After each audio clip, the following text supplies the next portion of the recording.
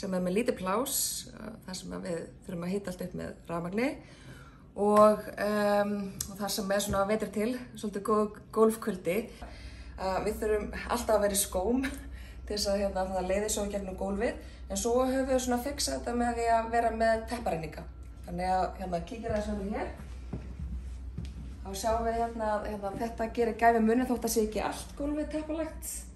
Þá skiptir þetta sköpum og svo höfum við sett renninga líka undir hvert skrifborð, þannig að þú ert með einangrun undir fæturna. Og hér erum við með almennt rusl sem við höfum sett upp, sem kannski svona einna minnst notað, og brúnatönnun okkar sem við vorum að koma upp, sem erum með allt svona lífrænt sem fyrir hana. Og svo höfum við staplað upp rétt hjá salerninu. Þá höfum við staplað upp tunnum þar sem við erum að flokka gler og ál og plast og pappír, og erum svo með frammi erum við með fyrir dósir, gósdósir og annað.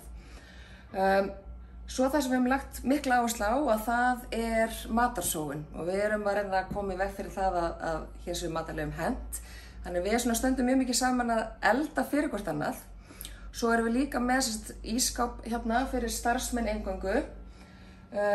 En hinum megin í eldhúsinu þá erum við með ískáp sem fyrir bara alla starfsstöðuna, þar sem keypt inn sameiginlegt, þar sem kannski í stærri pakkningum og myndi eyðileggjast ef hver og einn þyrfti að kaupa það sjálfur, eins og smjör og ostur, sulta, sósur, ávexti og svo framvegis.